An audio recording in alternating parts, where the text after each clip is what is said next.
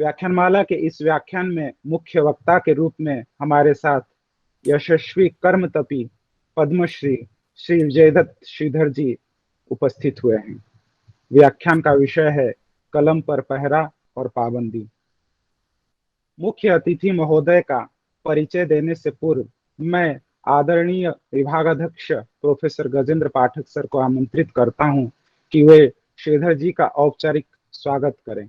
आदरणीय पाठक सर। मैं आपका स्वागत करता हूं और आभार व्यक्त करता हूं।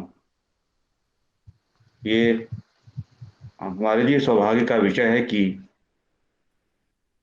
व्याख्यानमाला की आज की इस कड़ी में हमारे बीच पद्मश्री विजयदत्त श्रीधर जी मौजूद हैं।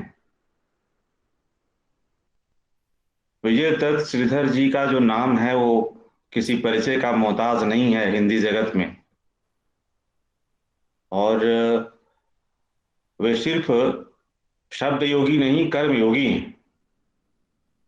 माधवराव सप्रे हमारे लिए कितने उपयोगी हैं, इसका सिर्फ एक उदाहरण मैं आपके सामने रखूंगा कि वे पहले लेखक हैं हिंदी नवजागरण के जो अपनी कलम की वजह से पहली बार जेल गए। श्री विजयदत्त श्रीधर जी ने जब माधवराव सप्रे पर काम किया और उनकी प्रेरणा से वे कितनी दूर तक प्रभावित हुए कि उन्होंने भारत को, हिंदी जगत को एक अद्भुत उपहार दिया। और मेरे ख्याल से यह हिंदी जगत के लिए न भूतो न भविष्य वाली घटना है। माधवराव सप्रे संग्रहालय जिन लोगों ने देखा है वे इस बात को महसूस कर सकते हैं, जिन्होंने सुना है वे भी उसे जान सकते हैं, महसूस कर सकते हैं। मैं आपका तहे दिल से शुक्रगुजार हूं कि आपने हमारा निवेदन स्वीकार किया और हमारे विभाग को, हमारे विश्वविद्यालय को अपने मार्गदर्शन लायक समझा। मैं इस आयोजन से जुड़े हुए सभी लोगों का, हमारे मित्र CSDS से प्रोफेसर रविकांत जी का भी मैं स्वागत करता हूं। विभाग के सभी प्राध्यापकों का, शोधार्थियों का, विद्यार्थियों का, जिन्होंने आज हमें समय दिया है, मैं आप सबका पुनः स्वागत करता हूं, अभिनंदन करता हूं। और पद्मश्री विजयदत्त श्रीधर जी को सुनना हमारे लिए सिर्फ शब्द से दो चार होना नहीं है, उस नवजागरण की प्रेरणा से, उस कड़ी से जुड़ना है जिसका लगभग 150 वर्षों का इतिहास है। मैं आप सबका पुनः आभार और धन्यवाद देना चाहूंगा आपको। अशेष धन्यवाद सर। सर का महान व्यक्तित्व किसी परिचय का मोहताज नहीं है। सर ने ये बात कही, ये बिल्कुल सत्य बात है। किंतु परिचय की औपचारिकता को निभाते हुए हम पद्मश्री श्री विजयदत्त श्रीधर जी का संक्षिप्त परिचय मैं आप सबके समक्ष प्रस्तुत कर रहा हूं। आपका कर्म क्षेत्र इतना विस्तृत है कि उन्हें चंद शब्दों में समेटना मुश्किल है। आपका जन्म 10 अक्टूबर 1948 को बोहानी मध्य प्रदेश में हुआ था। माधवराव सप्रे को कर्मयोगी कहा जाता है। सर, आप कर्मतपी हैं। सर, आपने 19 जून 1984 को भोपाल में कर्मयोगी संपादक, लेखक, समीक्षक, अनुवादक पंडित माधवराव सप्रे स्मृति समाचार पत्र संग्रहालय एवं शोध संस्थान की स्थापना की है, जिन्हें हम अधिकांश हिंदी के विद्यार्थी महज एक कहानीकार के रूप में ही जानते थे। आपने इतिहास के तहों तक जाकर सप्रे संबंधित कई अज्ञात तथ्यों की खोज की और हिंदी जगत में उनको पहचान दिलाई, जिसका लाभ आगत पीढ़ियां अवश्य उठाएंगी। समाचार पत्र, पत्रिकाओं, संदर्भ ग्रंथों, पत्राचार, पांडुलिपियों तथा अन्य दस्तावेजों के रूप में सप्रे संग्रहालय में 5 करोड़ से अधिक दुर्लभ संपदा संजोई जा चुकी है। आपके अथक अकथ प्रयासों के लिए वर्ष 2012 को महामहिम राष्ट्रपति जी ने आपको पद्मश्री अलंकरण से सम्मानित किया है। आपने जल चौपाल का आयोजन किया है और लोक संस्कृति अंचलों की लोक विज्ञान परंपराओं का अध्ययन व दस्तावेजीकरण भी किया है। 50 वर्ष के कर्ममय जीवन में आप कई महत्वपूर्ण समितियों के सदस्य भी रह चुके हैं।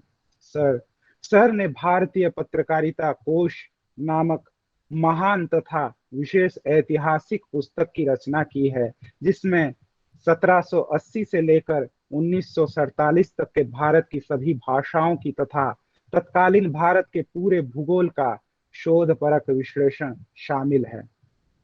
आपकी अन्य महत्वपूर्ण कृतियों में पहला संपादकीय है, जिसके लिए आपको भारत सरकार के सूचना एवं प्रसारण मंत्रालय द्वारा भारतेंदु हरिश्चंद्र पुरस्कार से सम्मानित किया गया है। इसके अलावा मध्य प्रदेश में पत्रकारिता, उद्भव और विकास, चौथा पड़ाव तथा खबर पालिका, पड़ाव दर पड़ाव आदि आपकी अन्य चर्चित पुस्तकें हैं। आपने स्मृति बिंब, एक भारतीय आत्मा, समय से साक्षात्कार, तेवर, कर्मवीर के 100 साल, विश्ववंद्य, गांधी आदि पुस्तकों का संपादन भी किया है। सर, हैदराबाद विश्वविद्यालय का हिंदी विभाग आपके सानिध्य में आकर आज अपने आप को खुशनसीब महसूस कर रहा है। विलंब पर विराम देते हुए अब मैं पद्मश्री श्री विजयदत्त श्रीधर जी को वक्तव्य के लिए विनम्रता के साथ सादर आमंत्रित करता हूं। आदरणीय श्री विजयदत्त श्रीधर जी। जी, सभी मित्रों को बहुत बहुत नमस्कार। आपका धन्यवाद कि मुझे संवाद का ये अवसर दिया।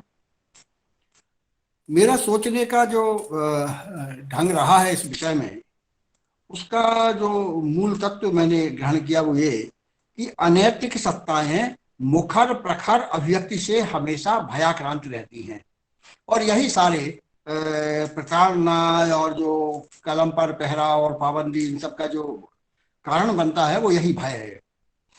भारत के स्वाधीनता आंदोलन को हम व्यापक संदर्भों में जब देखेंगे तो वह एक तरह से राष्ट्रीय नव जागरण आंदोलन का एक अंश रहा है। यह परतंत्रता से मुक्ति का बहुविध आंदोलन था। भारतीय पत्रकारिता क्वचित अपवादों को छोड़कर इस आंदोलन में कंधे से कंधा मिलाकर चल रही थी। नव जागरण आंदोलन का पहला आयाम था फिरंगी हुकूमत से आजादी। यह आंदोलन का राजनीतिक पक्ष था। दूसरा आयाम समाज सुधार था, क्योंकि भारतीय समाज अनेक कुरीतियों, अंधविश्वासों, पाखंडों से बुरी तरह ग्रस्त था और ठगी तथा धूर्तता का शिकार था। तीसरा आयाम स्वदेशी और स्वावलंबन था। इसका लक्ष्य था आर्थिक आजादी और भारत के शिल्प और उद्यमिता को विनष्ट कर यहाँ का कच्चा माल यूरोप ले जाया जाता था और वहां से तैयार माल ऊंचे दामों पर बेचने के लिए भारत आता था। स्वदेशी और स्वावलंबन के माध्यम से आत्मनिर्भरता और रोजी रोजगार एवं आर्थिक खुशहाली का लक्ष्य था। चौथा आयाम था समाज में शिक्षा का प्रसार और उसमें आधुनिक ज्ञान विज्ञान का समावेश। शिक्षित समाज बनाने के लिए शिक्षा पर विशेष जोर दिया गया। जाहिर है नव जागरण आंदोलन फिरंगियों के हितों पर चोट करता था, इसलिए वे दमन और प्रताड़ना का कोई भी हथकंडा अपनाने से बाज नहीं आते थे। इसे भी एक क्रूर मजाक मानना चाहिए कि फिरंगियों ने दमन और प्रताड़ना के कदमों को कानून और न्याय का जामा पहनाने की हर मुमकिन चेष्टा की। भारतीय स्वाधीनता आंदोलन का प्रामाणिक वृत्तांत जानने का एक प्रमुख स्रोत समकालीन समाचार पत्र और पत्रिकाएं हैं। यद्यपि उस संघर्ष काल में भी तथाकथित मुख्य धारा की पत्रकारिता बहुधा एंग्लो इंडियन कंपनियों के अखबार स्वाधीनता आंदोलन से प्रायः विरक्त थे। उनके लिए आंदोलन की घटनाएं भारतीय दंड संहिता आईपीसी और दंड प्रक्रिया संहिता सीआरपीसी धाराओं से भिन्न कोई अर्थ नहीं रखती थी, जबकि भारतीय भाषाओं के समाचार पत्र और पत्रिकाएं आंदोलन के समाचार प्रकाशित करते थे। अंग्रेज हुकूमत की दुर्नीतियों की आलोचना करते थे, कायदे कानूनों पर टिप्पणियां करते थे, जन जागरण में भूमिकाएं निभाते थे और स्वाधीनता आंदोलन को राष्ट्रीय परिप्रेक्ष्य में प्रस्तुत करते हुए सेनानियों के त्याग और बलिदानों की महत्ता स्थापित करते थे। फिरंगी हुकूमत की नजरों में पत्रकारिता की यह भूमिका विधि के विरुद्ध थी। इसके लिए पत्र पत्रिका को जुर्माना लगाना, जमानत मांगना और जब्त करना, प्रिंटिंग प्रेसों पर छापा डालना और सील कर देना, संपादकों को जेल में डालने जैसी प्रताड़नाएं बहुत आम बात थी।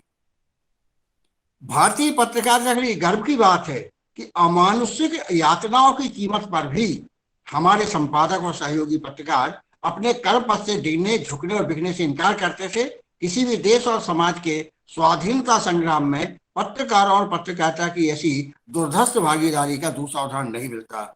मित्रों, हमारे यहाँ सबसे पहले कोशिश हुई ये 1770 के आसपास। एक विलियम बोर्ड थे ईस्ट इंडिया कंपनी के मुलाजिम। उन्होंने एक इश्तिहार जारी किया कि मेरे पास ऐसी बहुत सारी बातें हैं जो मुझे कहना है और जिनका संबंध हर व्यक्ति से है। जैसे ही इश्तिहार ईस्ट इंडिया कंपनी की हुकूमत हो गई थी आरंभ, उनके नजर में जैसे ही आया, उन्होंने बोल्ट्स को बलात् इंग्लैंड रवाना कर दिया और वो अखबार नहीं निकाल पाया। जब बोल्ट्स ने अपनी किताब लिखी कंसिडरेशंस ऑन इंडियन अफेयर्स 1772, उसमें उसने लिखा है विलियम बोल्ट्स ने कि ब्रिटिश अधिकारी विरोध या असहमति को बर्दाश्त करने के बजाय ऐसे किसी अवांछनीय यूरोपीय को भारत से बलात् विदा कर दिया करते थे। जेम्स ऑगस्टस हिकी भी इसका शिकार हुआ। विलियम डुआने, जो बंगाल जर्नल का संपादक था, टेलीग्राफ के संवाददाता एच.एम. कैनेडी, ये भी इसी तरह के प्रताड़ना के शिकार हुए, जिन्हें बलपूर्वक इस देश से विदा कर दिया गया। और इसके बाद एक लंबा सिलसिला शुरू होता है और ये सिलसिला चल पड़ा 1799 से, और वो सिलसिला है तरह तरह कानून बनाना, नियम बनाना और पाबंदियां लागू करना। और इसका सबका अर्थ ये था कि इसकी भारत में जो पत्रकारिता पनप रही है अब, उसको अभी से कुचल दिया जाए, उसको इतना अंकुश लगा दिया जाए कि कोई फिरंगियों की दुर्नीतियों के खिलाफ आवाज उठाने की चेष्टा न करे। हमारे यहाँ भारतीय भाषा पत्रकारिता, अंग्रेजी पत्रकारिता तो हमारे 29 जनवरी 1780 को आरंभ हो गई थी, जब जेम्स ऑगस्टस हिकी ने अपना पहला अखबार the Bengal gazetteer Calcutta general advertiser प्रकाशित किया था। तब से हमारे यहाँ पत्रकारिता की शुरुआत हुई, आधुनिक पत्रकारिता हम जिसे कहते हैं। लेकिन 1898 बंगाल में बांग्ला पत्रकारिता की शुरुआत हुई। 1822 में मुंबई में गुजराती का अखबार निकला, मुंबई समाचार, जो आज भी निकल रहा है। इस समय एशिया का जीवित समाचार पत्रों में सबसे पुराना है। अभी इसी साल वो 1 जुलाई को 200 साल पूरे कर लेगा। कोलकाता में उर्दू और फारसी की पत्रकारिता भी 1822 में ही आरंभ हुई। और इसके बाद 1826 में हिंदी की पत्रकारिता आरंभ हुई, जिसे उदंत मार्तंड के नाम के साप्ताहिक समाचार पत्र से पंडित युगल किशोर शुक्ल ने आरंभ किया। लेकिन आप देखिए, जब इसमें लाइसेंस रद्द, पहले तो लाइसेंस लेने की शर्त लगाई गई, फिर इसमें लाइसेंस रद्द करने का कानून बना दिया गया, उसमें जुर्माना और कैद का भी प्रावधान करके अध्यादेश जारी कर दिया। इसके खिलाफ राजा राम मोहन राय, जो भारत में समाज सुधार के एक तरह के प्रणेता हो उस आंदोलन के, जिन्होंने सती प्रथा जैसी कुरीति को बंद करवाया था, उन्होंने इसका विरोध किया। लेकिन उनके विरोध को भी सुना नहीं गया और प्रीवी काउंसिल तक लड़े, लेकिन उन्हें सफलता नहीं मिली। वो अंततः उन्हें अपना मिरातुल अखबार, जो फारसी का साप्ताहिक था, 1823 में निकला था, इसे उन्हें बंद कर देना पड़ा। 1857 में एक बार फिर जोर से एक तरह की टकराहट जैसी होती है। समाचार पत्रों का अपने कर्तव्य था और अंग्रेज हुकूमत, जो फिरंगी हुकूमत थी, उसकी अपनी रीति नीति थी। और इसमें एक कैसे ये लोग बारीक नजर रखते थे। रेवरेंड जे लॉन्ग, इन्होंने एक रिपोर्ट दी, 55 से 57 के बीच की एक रिपोर्ट तैयार की समाचार पत्रों के बारे में। और उसमें वो लिखते हैं, बांग्ला अखबारों के संपादकीय यद्यपि बहुत सशक्त नहीं होते, लेकिन पुनरावृत्ति की प्रक्रिया से देशज लोगों के मस्तिष्क पर दृढ़ और गहरा असर करते हैं, प्रबुद्ध और प्रभावशाली हिंदुओं के दृष्टिकोण को दिशा देते हैं। प्रत्येक पत्र के 10 पाठकों के मान से 30,000 लोगों तक उनकी पहुंच है। सरकारी कामकाज के संबंध में उनके विचार दूर दूर तक लोगों तक पहुंचते हैं। और भास्कर जैसे कुछ बांग्ला पत्र तो पंजाब तक प्रसारित होते हैं। ये देखिए कितनी बारीकी से नजर रखते थे, उनके मन में इनका खौफ कितना था उस समय। भारत में पत्रकारिता के लिए पहली शहादत का जो गौरव है वो मोहम्मद बाकर को मिला है। सन 1837 में मोहम्मद बाकर दिल्ली उर्दू अखबार का संपादन प्रकाशन इन्होंने आरंभ किया था। और जब पहला स्वतंत्रता संग्राम 1857 वाला जब हमारे यहाँ आरंभ हुआ, तो उस समय वतन परस्ती के पक्ष में और फिरंगियों के विरोध में उन्होंने खूब कलम चलाई। अंग्रेज जब दिल्ली पर काबिज हो गए, तब मोहम्मद बाकर को मैदान में खड़ा करके गोली मार दी गई। सन 1857 की क्रांति में पयामे आजादी का बहुत ही यशस्वी अवदान है। इसकी भूमिका स्वतंत्रता संग्राम के मुखपत्र की तरह थी। क्रांतिकारी अजीम उल्लाह खां संपादक और बहादुर शाह जफर के पौत्र बेदार वक्त प्रकाशक थे। पयामे आजादी ने बहादुर शाह जफर के फरमान पर टिप्पणी लिखी थी और टिप्पणी का आशय कुछ इस तरह का था: हिंद के बासिंदों, अरसे से जिसका इंतजार था, आजादी की वह पाक घड़ी आ पहुंची है। हिंदुस्तानी अब तक धोखे में आते रहे और अपनी ही तलवार से अपनी ही गर्दनें काटते रहे। अब हमें मुल्क फरोशी के इस गुनाह का कुफारा करना चाहिए। अंग्रेज अब भी अपनी पुरानी दगाबाजी से काम लेंगे। वे हिंदुओं को मुसलमानों के खिलाफ और मुसलमानों को हिंदुओं के खिलाफ भड़काएंगे। जब दिल्ली पर अंग्रेजों का कब्जा हो गया वापस 1857 की वो संग्राम विफल हो गया, तो इन्होंने पयामे आजादी के प्रकाशक बेदार वक्त को फांसी पर लटका दिया। जिनके भी घर में पयामे आजादी की कापी मिली, उन्हें मौत के घाट उतार दिया गया। हिंदी बांग्ला का एक दैनिक पत्र जो पहला दैनिक माना जाता है, हिंदी भी थी, बांग्ला भाषा भी थी, समाचार सुधा वर्षण। इसके संपादक थे बाबू श्याम सुंदर सेन। इन्होंने बहादुर शाह जफर का अंग्रेजों को देश से निकाल बाहर करने का फरमान पूरा का पूरा छाप दिया। दिनांक इनकी 5, 9 और 10 जून की अंकों में समाचार सुधा वर्षण के विप्लवी सेना की तैयारी के समाचारों का प्रकाशन किया। 13 जून 1857 को गवर्नर जनरल लॉर्ड कैनिंग ने प्रेस एक्ट लागू कर दिया। समाचार सुधा वर्षण के संपादक श्याम सुंदर सेन पर राजद्रोह का मुकदमा चलाया। यह फरमान फारसी के दूरबीन और सुल्तान और अखबार ने भी छापा था, परंतु उनके संपादक क्रमशः मोहम्मद ताहिर और अहमद अली ने आगे ऐसा नहीं करने का वचन देकर कार्रवाई से मुक्ति पा ली। लेकिन श्याम सुंदर सेन ने मुकदमा लड़ने का फैसला किया। 17 जून 1857 को पेशी हुई। श्याम सुंदर सेन की गिरह ने जजों को परेशानी में डाल दिया। ईस्ट इंडिया कंपनी को दीवानी का हक बादशाह के फरमान के जरिए ही मिला था। उसी बादशाह के द्वारा जारी फरमान को गैर कानूनी करार नहीं दिया जा सकता था। समाचार सुधा वर्षण ने बादशाह अर्थात हिंदुस्तान के वैधानिक शासक का फरमान छापकर कानून नहीं तोड़ा था। इसलिए समाचार सुधा वर्षण के संपादक श्याम सुंदर सेन के विरुद्ध कोई कार्रवाई करना संभव नहीं हो सका। हिंदुस्तान में अंग्रेजी हुकूमत परस्त रियासतों की भी कमी नहीं थी, लोगों की भी कमी नहीं थी। इनमें से एक नाम भोपाल रियासत का भी है और जिसकी बेगम ने उनकी बहुत तरफदारी की। 1867 में भारत में अंग्रेज हुकूमत ने ही press and registration of books act लागू किया और यह कानून 1835 के कानून के स्थान पर लागू किया गया और थोड़े से संशोधनों के साथ आज भी यही कानून हमारे यहाँ लागू है। इस दौर के उपलब्ध पत्रों का अध्ययन करने पर हम पाते हैं कि भारतीयों द्वारा संचालित प्रेस अधिकाधिक राष्ट्रीयता से ओतप्रोत और फिरंगी हुकूमत का कटु आलोचक होता गया। इससे हुकूमत परेशान थी। तब सन 1870 में भारतीय दंड संहिता आईपीसी में धारा 124A जोड़ी गई। इस धारा के अंतर्गत कथित राजद्रोही लेखन और भाषण को दंडनीय अपराध करार दे दिया गया। अब आप फिर एक पैतरा देखिए इनका। जैसा पहले मैंने बताया कि एंग्लो इंडियन कंपनियों के जो अखबार थे, सबके सब तो नहीं, ज्यादातर जो अंग्रेजी के अखबार थे उनके साथ उनसे कोई ज्यादा दिक्कत नहीं थी अंग्रेजों को। इन्हें दिक्कत थी भारतीय भाषाओं के समाचार पत्रों से, जिनका जनता के दिल और दिमाग से सीधा संबंध था। तो जब लॉर्ड लिटन जब वायसराय होकर आए तो उन्होंने 1878 की 14 मार्च को भारतीय भाषाओं के समाचार पत्रों के दमन के लिए वर्नाकुलर प्रेस एक्ट लागू किया। और इसकी जरूरत बताते हुए क्या कहते हैं वो उन्होंने, क्योंकि अंग्रेजों की चालबाजी थी, हर चीज को कानून का जामा पहनाते थे और ऐसा प्रदर्शित किया जैसे जो कुछ हो रहा है वो कानूनी व्यवस्था और न्याय प्रणाली के अनुसार हो रहा है। तो इन्होंने अपनी काउंसिल में एक बयान भी दिया इसमें और कुछ ऐसे अखबारों को उदाहरण दिए कि ये भारतीय भाषाओं के प्रेस पर अंकुश लगाना क्यों जरूरी है।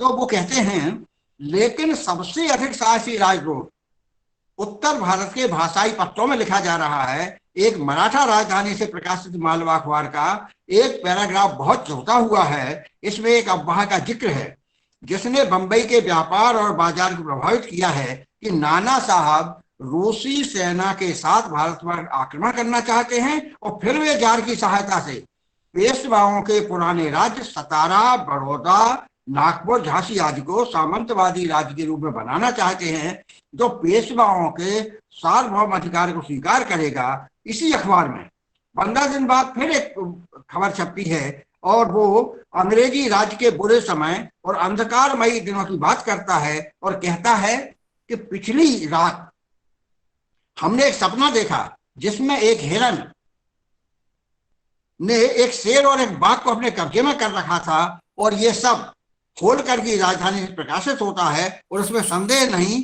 कि हर एक दरबार में और मध्य भारत के हर एक बाजार में पढ़ा जाता है। उन दिनों समाचार पत्रों की जो प्रसार संख्या है 200, 250, 300 इसी तरह हुआ करती थी, लेकिन उनकी पाठक संख्या इसलिए ज्यादा थी कि उन्हें अलग अलग दरबारों में या बाजारों में गद्दियों पर पढ़ के सुनाया जाता था और सुनने वालों की संख्या दर्जनों में, सैकड़ों में हो जाती थी। यद्यपि इंदौर रियासत में वर्नाकुलर प्रेस एक्ट प्रभावशील नहीं होता था। इसके बाद भी जब होलकर सरकार को ये पता चला कि अंग्रेज हुकूमत इस अखबार से संपादक की नाराज है तो उन्हें गिरफ्तार करके 3 महीने की सजा दे दी गई और अखबार को बंद कर दिया गया। वर्नाकुलर प्रेस एक्ट का एक और बड़ा चमत्कार हुआ। हमारे भारतीय भी कम जाबाज नहीं होते संपादक, एक तरह जैसे कहते हैं सर पे कफन बांध के पत्रकारिता करने वाले लोग थे। तो वर्नाकुलर प्रेस एक्ट में अंग्रेजी के अखबार शामिल थे नहीं, भारतीय भाषा में समाचार पत्र थे। उस समय का जो सबसे अच्छा और प्रभावशाली समाचार पत्र था वो अमृत बाजार पत्रिका। यह बांग्ला का अखबार था, लेकिन जैसे ही नया एक्ट लागू हुआ वर्नाकुलर प्रेस एक्ट, तो रातों रात इसे बदल के उन्होंने अंग्रेजी के अखबार बना दिया गया और इस तरह अंग्रेजों की मंसूबा कम से कम एक अखबार ने तो पूरा नहीं होने दिया, जिसका नाम है अमृत बाजार पत्रिका, जिसके संपादक थे मतीलाल घोष, बाबू शिशिर कुमार घोष और बाद में तुषार कांति घोष। ये एक जरूर इसमें उल्लेखनीय बात है, ये भाषाई प्रेस की रीढ़ तोड़ने का इरादा लेकर फिरंगी हुकूमत ने वर्नाकुलर प्रेस एक्ट लागू किया था। इससे उनका इरादा तो सफल नहीं हो पाया, लेकिन भारत भर में वर्नाकुलर प्रेस एक्ट तीखी आलोचना और प्रकारांतर में जागृति का सबब बन गया। कई बार ऐसी भी घटना उस दौर में होती हैं जिसमें हम कहते हैं ना कलम पर पाबंदी और पहरा। तो अमृत बाजार पत्रिका ने 1889 में एक टिप्पणी छापी और टिप्पणी ये थी, ये विदेश सचिव थे ब्रिटेन के HM डूरंट, उनका एक गोपनीय नोट था और वो उन्होंने प्रकाशित कर दिया समाचार के रूप में। यह टिप्पणी कि कश्मीर के महाराजा को प्रजा पर अत्याचार करने का नहीं हटाया गया है, बल्कि इसका असली कारण यह है कि ब्रिटिश सरकार को सामरिक महत्व के कारण गिलगित चाहिए था। इसके कारण से सरकार ने सरकारी गोपनीयता का कानून लागू कर दिया, एक और बंधन लगा दिया, एक अंकुश और लगा दिया गया और भारतीय रियासतों से छपने वाले अखबारों का नियंत्रण वहां के पॉलिटिकल एजेंटों को सौंप दिया गया। यहां तक उनको अधिकार दिए गए कि वे संपादकों, प्रकाशकों, मुद्रकों को रियासत बदल तक कर सकते थे। लोकमान्य तिलक के केसरी का बहुत ही ज्वलंत उदाहरण है। केसरी के खिलाफ कार्रवाई, केसरी निकला था 4 जनवरी 1881 को और लोकमान्य तिलक का ही मराठा जो अंग्रेजी का अखबार था वो निकला था 1 जनवरी 1881 को। और केसरी के खिलाफ 1882 में ही उनके खिलाफ कानूनी कार्रवाइयों का सिलसिला शुरू हो गया था और एक के बाद एक कई बार उन्हें हुआ, कभी 4 महीने की सजा, कभी 1.5 साल की सजा, इस तरह से होती रही। लेकिन लोकमान्य तिलक जिस तरह के कठोर, जिसे कहना चाहिए कठोर प्रवृत्ति के व्यक्ति थे, एक बहुत ही अलग किस्म के एक संपादक थे, उन्होंने ये नारा दिया था स्वतंत्रता हमारा जन्मसिद्ध अधिकार है। तो केसरी ने कभी भी झुकना पसंद नहीं किया और जब 1908 में एक केसरी में एक संपादकीय छपता, संपादकीय टिप्पणी, और उस टिप्पणी में दो हिस्से बहुत बहुत ही महत्वपूर्ण हैं।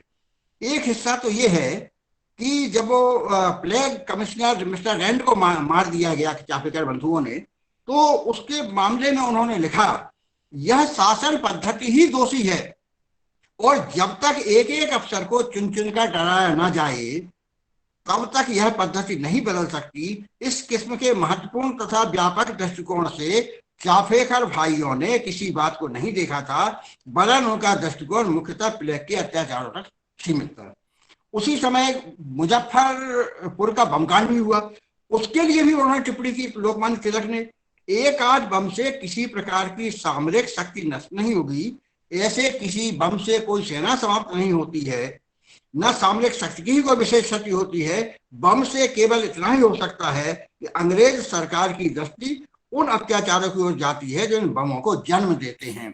इतनी गहरी याद करने वाला ये संपादकीय टिप्पणी केसरी में 22 जून 1908 को प्रकाशित हुई थी और इसका परिणाम यह निकला कि तिलक महाराज को 6 साल के कठोर कारावास की सजा सुनाई गई राजद्रोह के आरोप में और उन्हें मांडले की जेल में रखा गया। यद्यपि प्रकारांतर से यदि हम देखें तो यह जो उनका कारावास था ये भारतीय वाङ्मय के लिए बहुत ही शुभ सिद्ध हुआ, क्योंकि मांडले जेल में रहते हुए ही तिलक महाराज ने गीता रहस्य जैसे अमर ग्रंथ की रचना की। लेकिन इस सजा का भी देखिए आप क्या होता है, जब सजा हुई और हमारे जाबाजी जो हमारे संपादकों की होती थी, तिलक महाराज के बाद केलकर जी ने संपादन की जिम्मेदारी संभाली केसरी के, उन्होंने इस सजा के संदर्भ में तिलक महाराज को सूर्य और जो सजा देने वाला जज था दावर, उसको खद्योत मतलब जुगनू की उपमा दी। तब केलकर को भी 29 सितंबर को 1908 को 1000 रुपया जुर्माना, 200 रुपये कोर्ट खर्च और 14 दिन कैद की सजा दी गई। अनेक स्थानों पर केसरी के कई रियासतें ऐसी थी, इंदौर, ग्वालियर, हैदराबाद, जहां केसरी के प्रवेश पर ही पाबंदी लगा दी गई थी। और उस समय लंदन टाइम्स का संवाददाता वैलेंटाइन शरोल ये भारत में था और उसने अपनी एक पुस्तक लिखी है, इसका शीर्षक है इंडियन अनरेस्ट, और उसमें उन्होंने लोकमान्य तिलक को फादर ऑफ इंडियन अनरेस्ट करार दिया है। ये मैं समझता हूँ तिलक महाराज का हमारे राष्ट्रीय आंदोलन के परिप्रेक्ष्य में जो योगदान है, जो उनका महत्वपूर्ण यशस्वी स्थान है, उसके लिए बहुत अनुकूल ये बात कही गई। लेकिन कितने ही ये पाबंदियां लगी हों, कितने ही ये प्रयास किए गए हों, इससे कोई बहुत ज्यादा फर्क हमारे यहाँ नहीं पड़ता था। एक उर्दू का एक साप्ताहिक समाचार पत्र 1907 की दिवाली के समय इलाहाबाद से शुरू होता है, अब उसका नाम प्रयागराज है। और वो जो प्रयागराज से ये स्वराज जो निकला, इसके संपादक थे शांतिनारायण भटनागर, जो लाहौर से इलाहाबाद आ चुके थे। अब प्रयागराज उसका नाम है, मूल नाम वैसे ही प्रयागराज ही है उसका। तो यह तेजस्वी पत्र हुकूमत से मुठभेड़ करता हुआ कुल 2.5 वर्ष तक निकला। इस बीच स्वराज के 8 संपादक हुए, कुल 75 अंक निकले। और इसमें जो हैरत अंगेज तथ्य है वो ये कि इन संपादकों को कुल मिलाकर 94 वर्ष 120 दिन की सजा सुनाई गई। 3 को काला पानी और बाकी को कठोर कारावास। स्वराज के में एक विज्ञापन प्रकाशित हुआ करता था, जिसका आशय ये था कि स्वराज के लिए एक एडिटर चाहिए जो अंग्रेजी और उर्दू का अच्छा जानकार हो, जिसका एक पैर स्वराज के दफ्तर में और दूसरा जेल में हो, तनख्वाह जौ की 2 रोटी और 1 प्याला पानी, इससे ज्यादा जो उसकी तकदीर में हो। ये जब 1910 में प्रेस एक्ट लागू हुआ तब स्वराज का एक तरह से गला घोंट दिया गया और वो बंद हो गया हमेशा के लिए। दुनिया की पत्रकारिता के इतिहास में स्वराज के समतुल्य संघर्षशीलता का दूसरा उदाहरण नहीं मिलता है। ऐसे ही तीखे लेखों के कारण 22 अगस्त 1908 को हिंदी केसरी के संपादक माधवराव सप्रे और देश सेवक के संपादक अच्युतराव कुलहटकर को धारा 124A में गिरफ्तार कर लिया गया। अमृत बाजार पत्रिका के 2 जुलाई 1909 के अंक में ब्रिटेन में संसद में सर हेनरी कॉटन द्वारा मांगी गई जानकारी के आधार पर लंदन के अखबार इंडिया को उद्धृत करते हुए लिखा गया, 1 जनवरी 1907 से उकसाने वाले जिन 58 लेखों और भाषणों पर मुकदमे चलाए गए उनके विवरण से यह तथ्य उजागर हुआ कि 2 साल से भी कम समय में 50 से 60 भारतीयों को भारतीय पत्रकारों को कैद की सजा हुई। इन सब सजाओं की कुल मियाद 150 साल होती है। भारी जुर्माने की रकम इसके अलावा रही। कुछ मामलों में तो प्रेस को भी रास्ताद कर लिया गया। इन सजा पाए पत्रकारों में कई तो युवा ही थे। उनमें से अधिकांश को सश्रम कारावास की सजा मिली, कुछ को देश निकाला दिया गया। कहना ना होगा कि ये मुकदमे ऐसे ताबड़तोड़ ढंग से चलाए गए जो कि भारत में अशांति के जनक बने। सन 1908 का एक दूसरा वाकया देखें। इलाहाबाद से हिंदी प्रदीप निकलता था। इसके संपादक थे बालकृष्ण भट्ट, जो हिंदी के बहुत अच्छे निबंधकार के रूप में भी प्रतिष्ठित हैं। उनसे 3000 रुपए की जमानत मांगी गई। उस समय 3000 रुपए की राशि बहुत बड़ी होती थी। तो बालकृष्ण भट्ट का जो हिंदी प्रदीप है वो हिंदी का पहला राजनीतिक पत्र माना जाता है। उसमें माधव शुक्ल की एक कविता छपी थी जिसका शीर्षक था बम। बम क्या है? और जब ये कविता प्रकाशित हुई तो बंगभंग विरोधी आंदोलन का दौर था, तब इससे जमानत मांगी गई और अंततः हिंदी प्रदीप को भी बंद हो जाना पड़ा। सन 1919 में जो जलियांवाला बाग नरसंहार कांड होता है, तब भारतीय प्रेस को फिरंगी हुकूमत की बर्बर नीति का सामना करना पड़ा। बॉम्बे क्रॉनिकल के संपादक बेंजामिन हार्मिनेन को इसलिए भारत भूमि से विदा कर दिया गया क्योंकि उन्होंने पंजाब में मार्शल लॉ की ज्यादतियां उजागर की थीं, उनकी आलोचना की थी। तब भारत के प्रमुख संपादकों बंगाली के सुरेंद्रनाथ बनर्जी, न्यू इंडिया के मतीलाल घोष, हिंदू के SKR अयंगार, लीडर के CY चिंतामणि और इंडिपेंडेंट के सैयद हुसैन ने पंजाब के हालात की जांच पड़ताल कर स्वतंत्र रिपोर्ट प्राप्त करने के लिए उन सब की ओर से CF एंड्रूज, जो हम लोग दीनबंधु एंड्रूज के भी कहते हैं, उनको पंजाब भेजने का फैसला किया। लेकिन जब ये फैसला हुआ घोषित तो उसके बाद एंड्रूज साहब के पंजाब में प्रवेश पर ही पाबंदी लगा दी गई। मौलाना आजाद के अल हिलाल और अल बिलाग को भी बंद होना पड़ा, उन्हें बंगाल से निराशित कर दिया गया। गणेश शंकर विद्यार्थी के प्रताप को कदम कदम पर अवरोधों का सामना करना पड़ा। प्रताप प्रेस, संपादक और प्रकाशक घरों की तलाशी ली गई, सामान जब्त किया गया। समाचार पत्रों पर सरकार की जातियों के खिलाफ प्रताप ने 19 जून 1916 को टिप्पणी लिखी थी। एक दिन था कि प्रेस एक्ट के जन्म पर कुछ देशवासियों ने संतोष प्रकट किया था। उन देशवासियों में महात्मा गोखले और मिस्टर मजहरुल हक तक थे, पर आज हवा का रुख पलट गया है। जिन्होंने उस दिन संतोष माना था वे आज अपने उस दिन के संतोष से बहुत असंतुष्ट हैं। मुसलमान पत्रों में से बहुतों ने एक्ट का स्वागत किया था, परंतु उस एक्ट की तलवार मुसलमान पत्रों पर भी गिरी। जब जमींदार, हमदर्द, कामरेड, अल हिलाल आदि का गला धरकर घोंट दिया, तब मुसलमानों ने प्रेस एक्ट को बुरा भला कहना आरंभ किया। धीरे धीरे देश के सैकड़ों पत्र इस कानून के पंजे में पड़कर मर गए। अमृत बाजार, केसरी आदि पत्रों को बड़ी बड़ी जमानतों के नीचे दब जाना पड़ा, परंतु इसके सिवा कि पत्रों में प्रेस एक्ट के विरुद्ध 2-4 खरी खोटी बातें कह दी गई हों और अधिक कुछ भी नहीं हुआ। परंतु आज समय जितनी पलटा खाया है, जब से मिसेज बेसेंट के पत्र न्यू इंडिया से 2000 की जमानत ली गई, तब से देश में इसका तीव्र विरोध हो रहा है। इस विरोध का बड़ा भारी कारण है, अभी तक यह समझा जाता था कि प्रेस एक्ट की तीक्ष्ण तलवार उन्हीं जैसे पत्रों के गर्दन पर पड़ती है जो अपने साहस के कारण अधिकारियों की नजर में खटक जाते हैं। परंतु न्यू इंडिया से जमानत ली जाने पर लोगों के इस ख्याल को बड़ा धक्का लगा है। इंडियन एग्रीमेंट नाम का एक बहुत उपयोगी बड़ा अच्छा मासिक पत्र था, उससे 1000 की जमानत मांग ली गई। जस्टिस पत्र को जमानत मांगी गई, उसको बंद कर दिया करना पड़ा। मराठी का साप्ताहिक महाराष्ट्र, उसको वो प्रेस का उसका प्रकाशन शुरू हुआ, उसे जमानत मांग ली गई।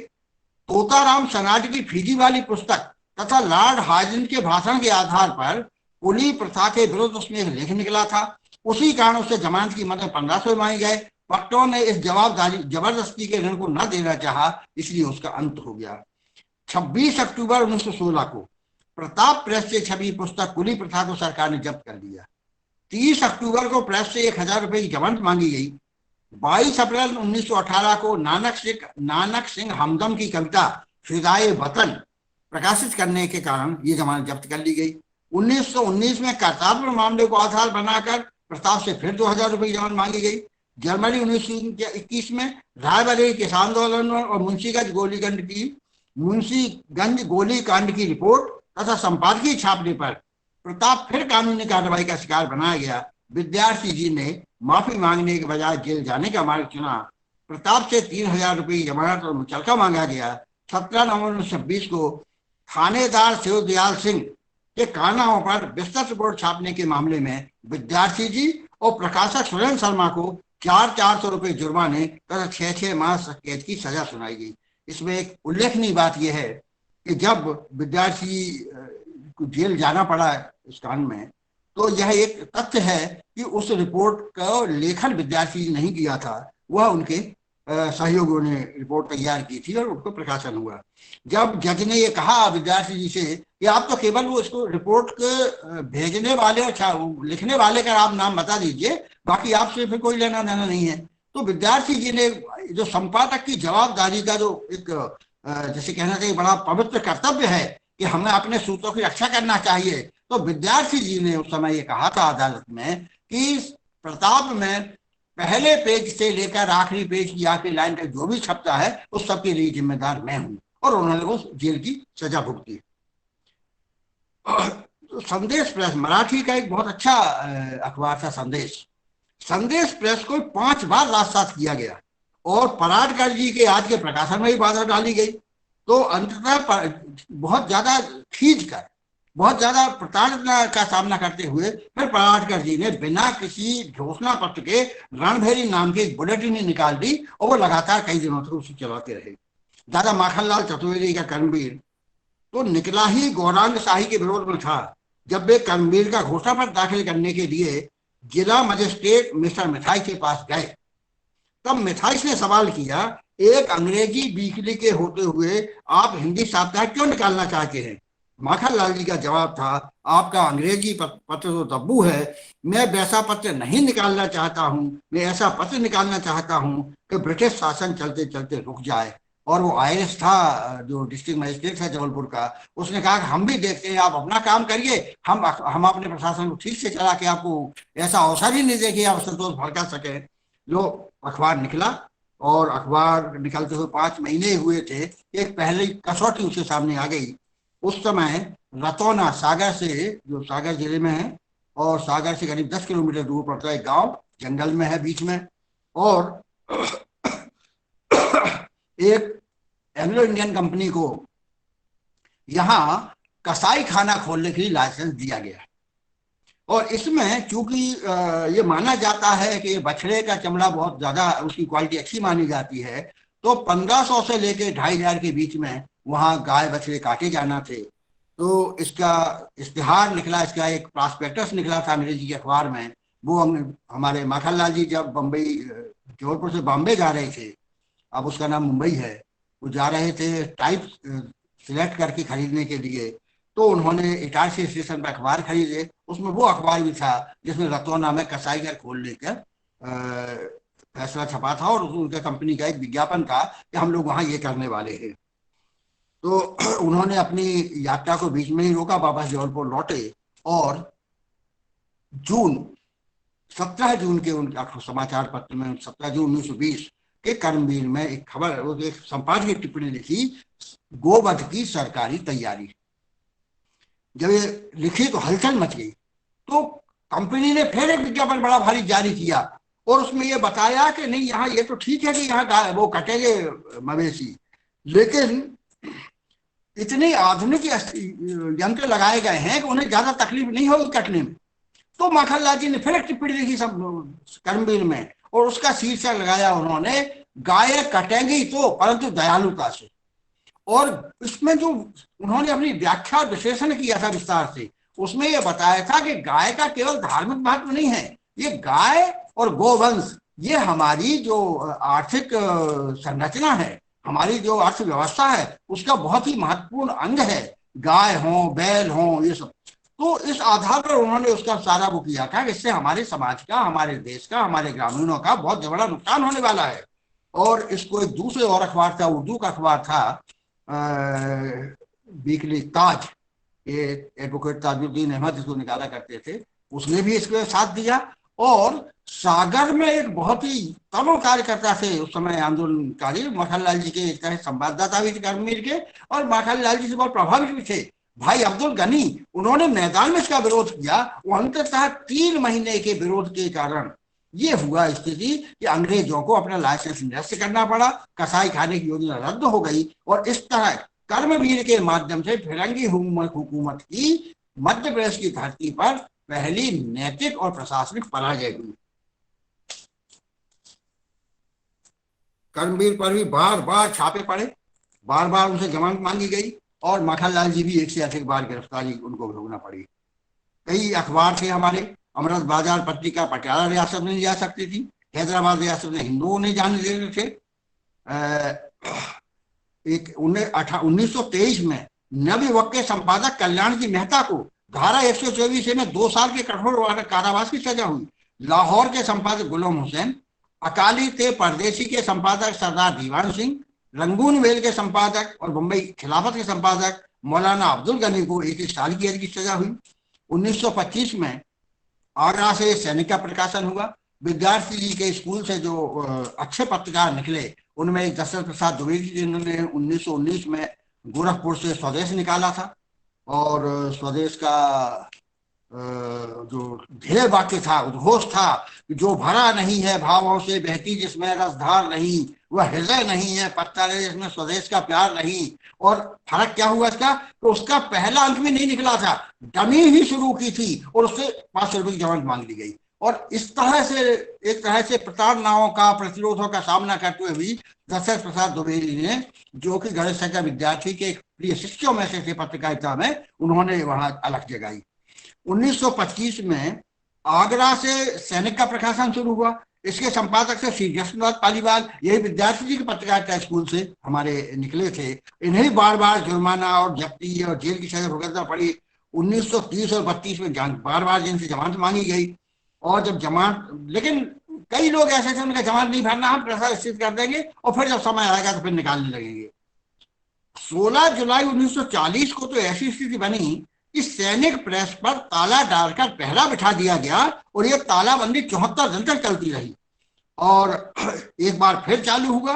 और 1942 के भारत छोड़ो आंदोलन के सिलसिले में कांग्रेस के 2 प्रस्ताव उन्होंने छाप दिए थे, इसी सैनिक को फिर बंद करना पड़ा। 1 सितंबर 1938 को त्रावणकोर पुलिस ने मलयाला मनोरमा का दफ्तर सील कर दिया, पत्र के प्रकाशन की अनुमति नष्ट कर दी। तब पड़ोसी रियासत कोचीन से मलयाला मनोरमा का प्रकाशन किया गया। महात्मा गांधी का हरिजन भी 1942 में बंद करना पड़ा था। प्रेमचंद के हंस से 1930 में 1000 रुपए की जमानत मांगी गई। 5 महीने तक हंस बंद रहा। प्रेमचंद के जागरण ने भी इसी तरह जमानत की मांग छेड़ी। कर्मवीर ने 1920 में एक संपादकीय टिप्पणी लिखी थी, और उसमें इस प्रेस एक्ट का क्या असर हुआ है इसके बारे में उन्होंने थोड़ा संकेत किया है। जब से प्रेस एक्ट पास हुआ है तब से प्रायः 350 छापाखानों और 300 समाचार पत्रों से 6 लाख की जमानतें मांगी गई हैं। 500 से अधिक पुस्तकें जब्त की गई हैं, और 200 छापाखाने और 130 समाचार पत्र जमानत मांगी जाने के कारण प्रारंभ नहीं हो पाए। और यहाँ माखनलाल जी कहते हैं, सच्चा सुधार तभी हो सकता है जबकि भारतवासियों के नागरिक अधिकारों की पूर्ण रक्षा की घोषणा की जावे, जिसमें यह वचन भी रहे कि छापा खाने स्वाधीन रहेंगे और छापा खानों या समाचार पत्रों की रजिस्ट्री के समय कोई लाइसेंस या जमानत नहीं मांगी जाएगी। ये हमारी लड़ाई के कुछ वृत्तांत है जो पत्रकारिता के जरिए हुए हैं। लेकिन इसमें एक चीज और हमको शामिल करना चाहिए, तो उनका प्रकाशन भी प्रायः पत्रिकाओं में होता रहा है, और वो ये कि हमारे यहाँ आजादी के संघर्ष के दौरान करीब करीब 500 ऐसे गीत रहे हैं जो जब्त किए गए, और जिनके कारण उनके कवियों को और उनके प्रकाशकों को कानूनी कार्रवाइयों का सामना करना पड़ा। एक राष्ट्रीय अभिलेखागार ने एक सूचना जारी की थी 26 जून 1982 को, और उस सूचना में उन्होंने यह विवरण दिया था कि ऐसे जब्त शुदा गीतों की पुस्तकों की भाषावार संख्या इस प्रकार है। हिंदी में 264, उर्दू में 58, पंजाबी में 22, मराठी में 33, गुजराती में 22, तमिल में 19, तेलुगु में 10, सिंधी में 9, बांग्ला में 4, कन्नड़ में 3 और ओडिसी में 111 नहीं 11।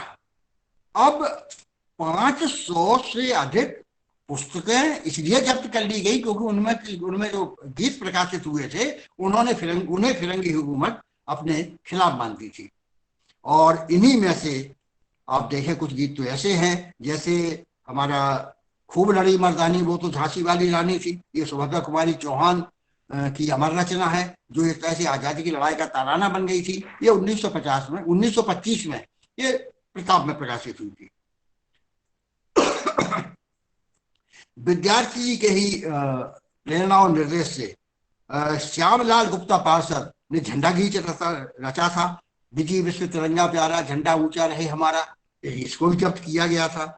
हमारे माखनलाल चतुर्वेदी ने 18 फरवरी 1922 को बिलासपुर जेल में एक गीत रचा था, चाह नहीं मैं सुरवाला के गहनों में गूथा जाऊं, चाह नहीं प्रेमी माला में बिन प्यारी को ललचाऊं, चाह नहीं सम्राटों के सौ पर है हरि डाला जाऊं, चाह नहीं देवों के सिर पर चढ़ूं भाग्य पर चलाऊं, मुझे तोड़ लेना बनमाली उस पथ पर तुम देना फेंक, मातृभूमि पर शीश चढ़ाने जिस पर जावे वीर अनेक। ऐसे ऐसे गीत ये सब कहीं ना कहीं किताबों में तो थे लेकिन समाचार पत्र पत्रिकाओं में प्रकाशित होते थे और सबको लेकर हमारे कलमकारों को, हमारे रचनाकारों को, जो कि राष्ट्रीयता के भावोत्प्रोत थे, जो गुलामी को मानव जीवन का सबसे बड़ा अभिशाप मानते थे और स्वतंत्रता को सबसे बड़ा वरदान मानते थे और जान की कीमत पर भी जो आजादी की जंग को लड़ना जानते थे और जीतना चाहते थे, ऐसे संकल्प धनी हमारे रचनाकारों के साथ लगातार ये प्रताड़नाएं होती रही हैं। और ये तो कुछ उदाहरण ही हैं। इन उदाहरणों से कहना चाहिए कि जो स्वतंत्रता संग्राम है उसमें सैकड़ों की संख्या में समाचार पत्र पत्रिकाएं और पत्रकार फिरंगी हुकूमत के दमन चक्र के शिकार हुए, पर उनके बुलंद हौसलों ने हार नहीं मानी, संघर्ष का मार्ग नहीं छोड़ा। ऐसे ही कलम के योद्धाओं के लिए महाकवि रामधारी सिंह दिनकर का एक आह्वान है, कलम आज उनकी जय बोल।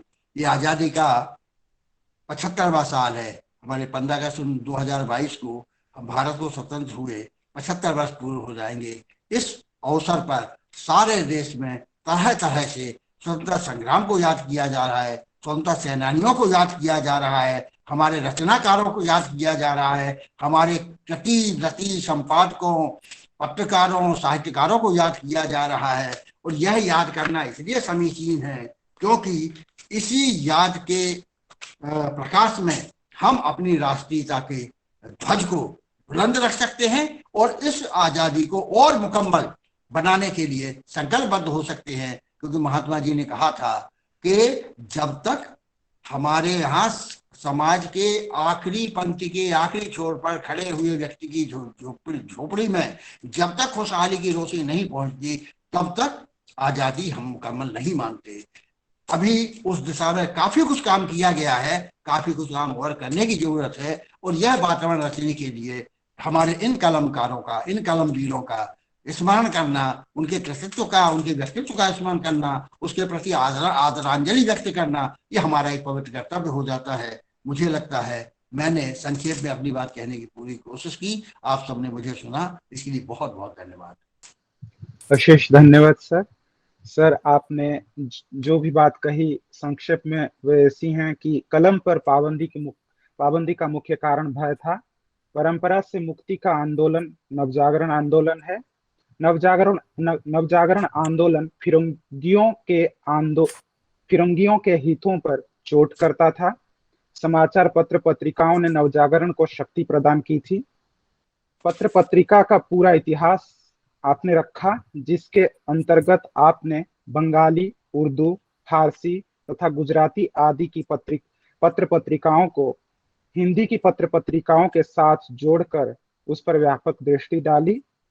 भारतीय भाषाओं के समाचार पत्र के दमन के लिए अंग्रेजों ने जो 1910 को वर्नाकुलर प्रेस एक्ट लगाया था, उस पर आपने व्यापकता से चर्चा की और पत्र पत्रिकाओं को पढ़ने से अधिक सुनने वाले अधिक थे, इस पर भी आपने बात कही। और आपने लोकमान्य तिलक तथा केसरी और स्वराज और महात्मा गांधी के हरिजन और प्रेमचंद के हंस आदि पत्रिकाओं के बारे में व्यापकता से दृष्टि डाली। और आखिर में आपने कलम आज उनकी जय बोल पंक्ति के साथ आपने अपनी बात को, क्षमा कीजिएगा, आपने अपने वक्तव्य को समाप्त किया। अब तो इतने सारगर्भित तथा प्रासंगिक व्याख्यान के लिए हिंदी विभाग आपका तहे दिल से शुक्रिया अदा करता है। अब सुधी श्रोताओं की जिज्ञासा तथा उनके प्रश्न आमंत्रित हैं। नमस्कार सर। जी नमस्कार। हाँ सर, मैं भीम सिंह बोल रहा हूँ हैदराबाद विश्वविद्यालय से। मेरा एक सवाल ये है कि सर जो देसी रियासतें थी जी, उन देसी रियासतों का भी क्या जो है जो लेखन हो रहा था उस समय, जैसे राजपूताना में जो देसी रियासतें थी, जैसलमेर में जैसे सागरमल गोपा को जला दिया गया, जेल में जहर दे के मार दिया गया, उनकी राइटिंग भी बैन हुई थी और उनके लेखन को भी प्रतिबंधित किया था। उनके रिकॉर्ड उस पुस्तक में है जो 1982 का जिसका आपने हवाला दिया। देखिए, इसमें आप इसको दो तरह समझ सकते हैं। हमारे यहाँ रियासतों में ज्यादातर अंग्रेजों के सामने नतमस्तक थी और वहाँ की चाहे पत्रकारिता हो या साहित्य हो या वहाँ के आम नागरिक हों, ये एक तरह से दोहरी गुलामी झेल रहे थे। ये अपने राजाओं के गुलाम थे और राजा अंग्रेजों का गुलाम था। और कई बार जैसे हमने मालवा अखबार से बताया कि केवल इस अंदेशे में कि हमारे खिलाफ भी नाराजगी बढ़ जाएगी, तो उन्होंने मालवा अखबार को बंद करा दिया और संपादक को 3 महीने के लिए जेल में डाल दिया। ये जो विजय सिंह पथक वगैरह जो वहाँ काम कर रहे थे आपके राजस्थान में, जिस तरह की पत्रकारिता कर रहे थे, उनको भी वो प्रताड़ना का शिकार होना पड़ा था। उनके सामने बहुत सारी बाधाएं प्रतिरोध हुए, खड़े हुए थे। ये पूरे में हुआ है और ये इतना बड़ा वृतांत है कि इसमें तो किसी एक लेख या एक व्याख्यान में पूरा हो ही नहीं सकता। ऐसी कोई जगह नहीं है जहां भारतीय एक ना एक कोई ना कोई स्वाभिमानी भारतीय कलम तलवार की तरह कलम हाथ में लेके ना निकल पड़ा हो और उसने अपनी आजादी की आवाज ना उठाई हो, स्वतंत्रता की आवाज ना उठाई हो। आखिर अकबर इलाहाबादी को ये प्रेरणा कैसे मिली? तभी तो उन्होंने कितना बढ़िया शेर लिखा था, खींचो ना कमानों को ना तलवार निकालो, जब तोप मुकाबले हो तो अखबार निकालो। और वातावरण पूरे देश में था, कहीं बहुत प्रकट था, कहीं थोड़ा छुपा हुआ था, कहीं थोड़ा जैसे कहते हैं घुमा फिरा के बहुत होशियारी से इस तरह काम किया जा रहा था। लेकिन उमंग सब जगह थी, उत्साह सब जगह था। और जैसे जैसे ये लोग अपना स्वतंत्रता की अभिलाषा को जोड़ देते थे, वैसे वैसे इन्हें कानूनी जामा पहना के प्रताड़नाओं का शिकारी बनाया जाता।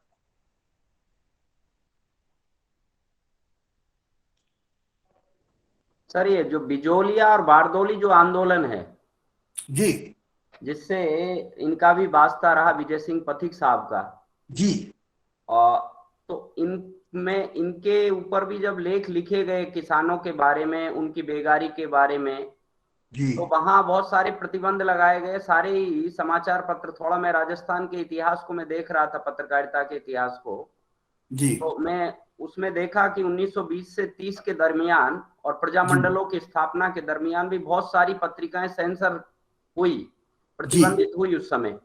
लेकिन उनके बहुत कम हवाले जो है मैंने और जगह के लेखन में देखे हैं।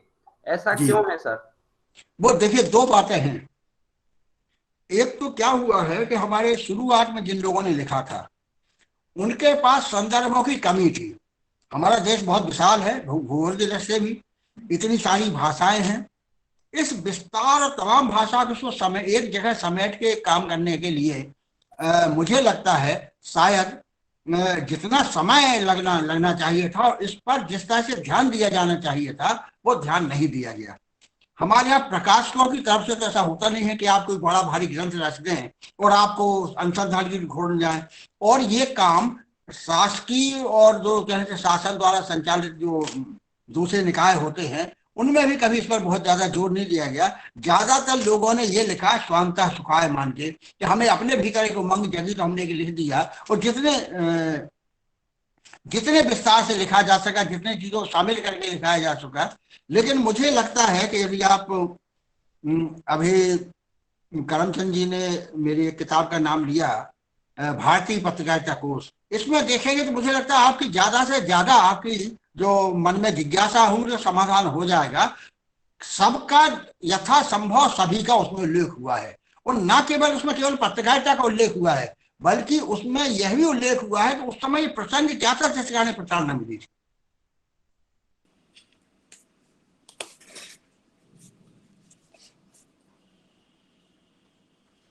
हेलो जी जी, नमस्ते। मेरे बहुत मजा आया। ये आपका भाषण बहुत काम का है हमारे प्रोजेक्ट के लिए, और हमारे ज्ञान में बहुत वृद्धि हुई। 2-4 सवाल मेरे हैं, दो तीन सवाल बल्कि। एक तो सप्रे संग्रहालय जहां मैं गया हूं एक बार, उससे मुतालिक है। वो ये कि उसका भविष्य क्या है, क्योंकि कागज में उस संग्रहालय का भविष्य सुरक्षित रखना बहुत मुश्किल है। तो उसको डिजिटाइज करने का कोई कार्यक्रम, कोई योजना चल रही है कि नहीं? क्योंकि हमारे प्रोजेक्ट में भी एक प्लान तो है कि हम करना चाहते हैं, लेकिन हम कुछ ही कर पाएंगे, तो इसको और भी बड़े स्तर पे करने की जरूरत है। तो एक तो ये बताइएगा। दूसरी बात, जो ये बौद्धिक सवाल है, और वो है कि आमतौर पर जब हम लिखते हैं पत्रकारिता का इतिहास, तो उसमें सरोकार बनाम बाजार लिखते हैं, है ना? जैसे कि सरोकार की पत्रकारिता बाजार की पत्रकारिता न रही हो।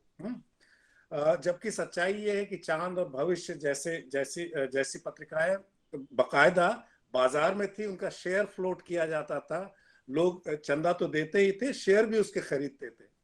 तो ये दिलचस्प है कि वो बाजार की पत्रिकाएं थी। तो आप उसको कैसे देखेंगे, है ना? दूसरा जो द्वंद्व दिखाया जाता है इस इतिहास में, वो है लेखन और कर्म के बीच में।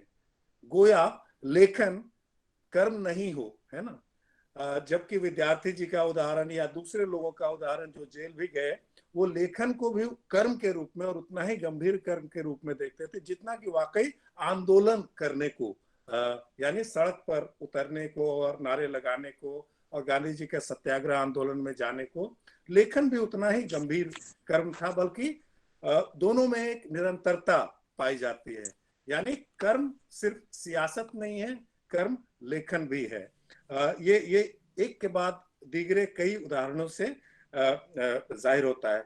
जब्त शुदा गीत पुस्तिकाओं पर आपने जो जानकारी दी बहुत दिलचस्प है, और ये भी कि वो ट्रैक करना बड़ा मुश्किल है कि कौन उन गीतों को गा रहा था और कहाँ कहाँ गा रहा था, कितनी प्रतियां कहाँ पर मिल सकेंगी, अब मुश्किल है मिलना। उससे कुछ पता चल सकता था, लेकिन जाहिर है कि वो बहुत ही लोकप्रिय रही थी, और कई बार उनमें नामों का भी फेरबदल पाया जाता है, चूंकि वो ओरल कल्चर का, मौखिक संस्कृति का हिस्सा गीतों की पुस्तकें हो जाया करती हैं। तो ये कुछ मेरे सवालात थे। आप मेरी अगर जिज्ञासा शांत करेंगे तो बहुत बहुत आभार होगा। शुक्रिया जी रवि जी, बहुत बहुत धन्यवाद। एक तो अच्छा है इस बहाने सप्रे संग्रहालय के बारे में भी जानकारी हमारे जो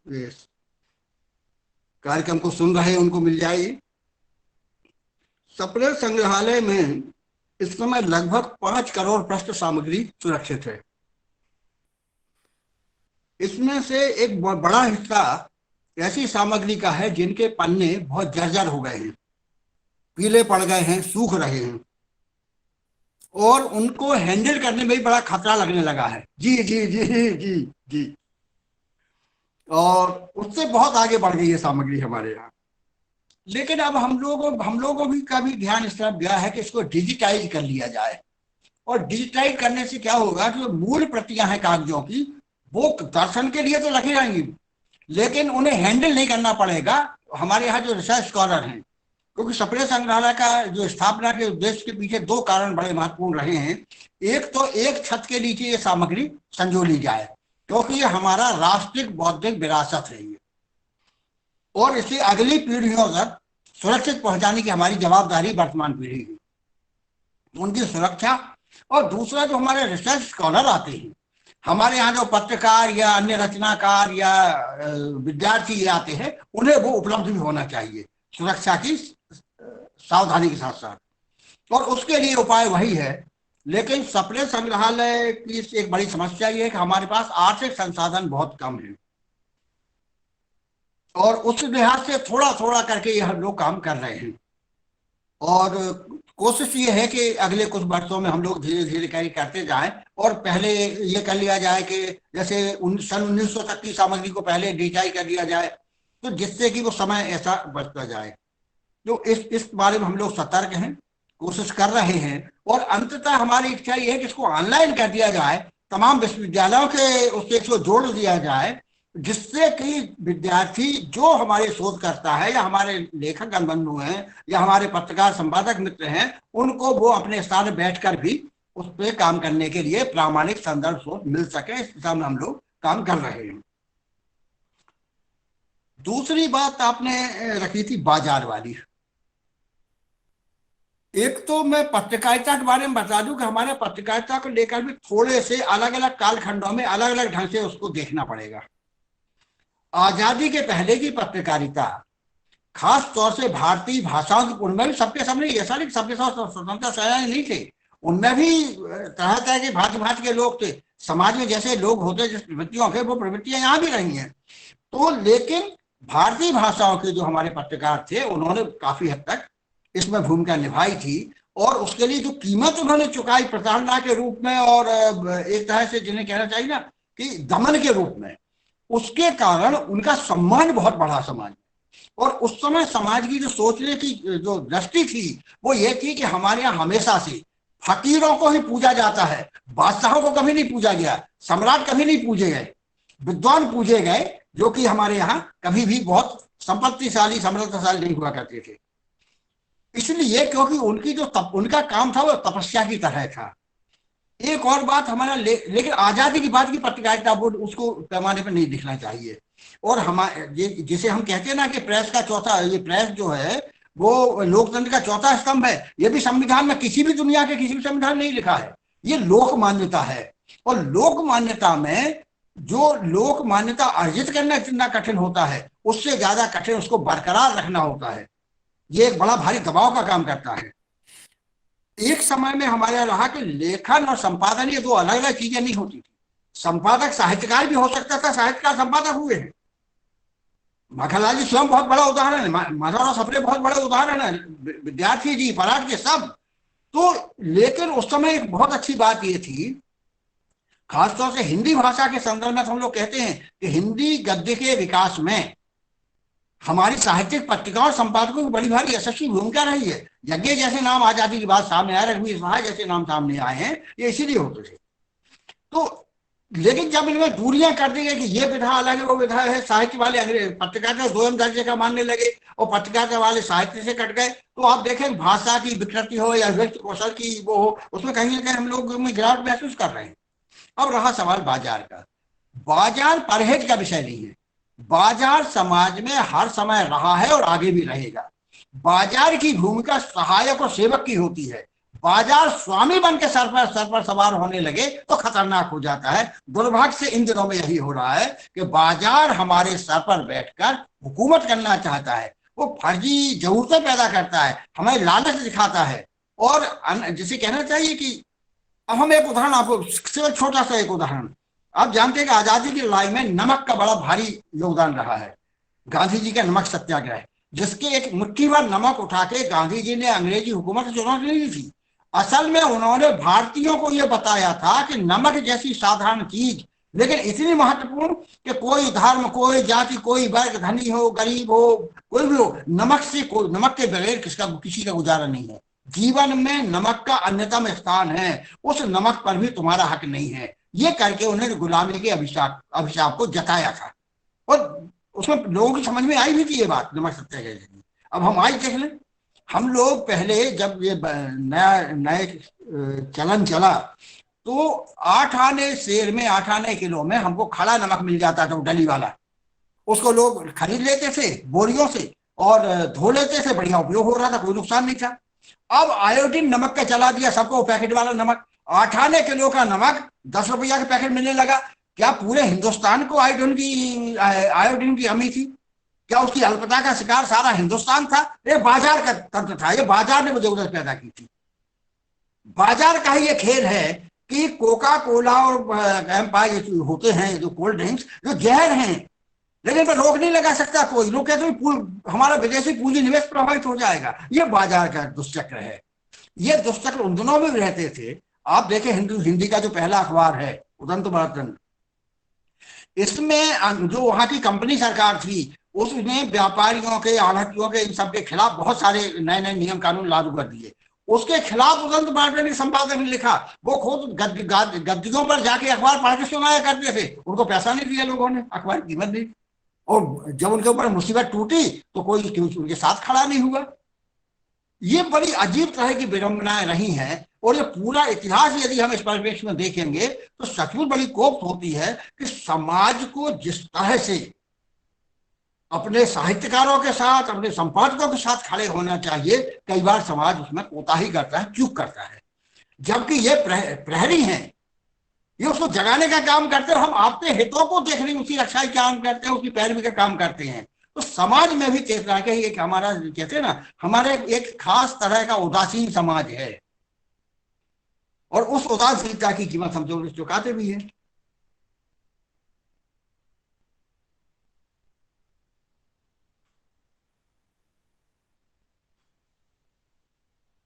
सिर्फ एक सजेशन, एक सुझाव जैसा है सप्रे संग्रहालय को लेकर के कि वहां पे अगर जो रिसर्च करने जाते हैं लोग, उनको भी इजाजत दी जाए, है ना, तस्वीर उतारने की, तो उससे कई बार चीजें डिजिटाइज अपने आप हो जाएगी। अगर कोई लंबा काम कर रहा है, और अगर नहीं भी कर रहा है तो कुछ इंटर्नशिप वहां पे प्रोग्राम चलाया जाना चाहिए कि आप विद्यार्थियों को यूनिवर्सिटी के साथ मिल करके बुलाएं और एक सर्टिफिकेट दे कि आप 2 महीना 3 महीना आइए, हमारे यहाँ काम कीजिए। उस पर आप निबंध लिखिए बेशक, लेकिन साथ साथ फोटो भी उतारिए, उसका डिजिटाइज कीजिए, अच्छा रेजोल्यूशन में बना करके हमें दे दीजिए। तो जनता की मदद ली जा सकती है इसमें, श्रमदान लिया जा सकता है इसको डिजिटाइज करने में। सिर्फ मामला सिर्फ आर्थिक नहीं बनाया जाए, इसको सामाजिक भी बनाया जाए। ये मेरा तुच्छ सुझाव है, पता नहीं ये हो सकता है कि नहीं। नहीं, आपका सुझाव बिल्कुल ठीक है। पहले हम लोगों के मन में एक झिझक थी फोटो कॉपी करने को लेकर, अभी भी वो झिझक, क्योंकि फोटो कॉपियर के रोशनी से बार बार कागज का गुजरना अच्छा नहीं माना जाता। लेकिन आजकल ये जो डिजिटल कैमरे आ गए हैं, हम तो मोबाइल से ही हो जाता है। लेकिन दिक्कत कब आती है? एक दिक्कत जरूर आती है। हम लोग चाहते हैं कि हमारे यहाँ ज्यादा से ज्यादा लोग आए, विश्वविद्यालय के लोग आए, और आते भी हैं। हिंदुस्तान के बहुत सारे विश्वविद्यालय के लोगों ने यहाँ आके अपने रिसर्च प्रोजेक्ट पूरे किए हैं। और कई बार तो ऐसी मांग लेके आते हैं, जैसे अभी चेन्नई के 2 शोध छात्र आए थे, वो द्वितीय विश्व युद्ध के समय हमारे यहाँ के अखबारों में क्या छपा इसको देखने आए थे। अब ऐसी दुर्लभ सामग्री है हमारे यहाँ, और उसके लिए आते, हम लोग बड़ा स्वागत करते हैं उसके लिए, और कोशिश करते हैं कि जो हमारे यहाँ आया उसको मदद मिले। कई बार बड़ी दिक्कत ये हो जाती है कि लोग ये चाहते जो भी है, सब किताब है, ये है, सबकी फोटो कॉपी उन्हें कर लेनी है, फिर जाकर घर में लिख लेंगे। हम लोग उन्हें ये कहते हैं कि भाई, समाज ने आपको कोई आवेदन तो दिया नहीं था, रिसर्च करिए, तो इसको फास्ट फूड की तरह मत लीजिए, बहुत गंभीरता से करिए। आप बैठिए, आप हमसे बात भी करिए।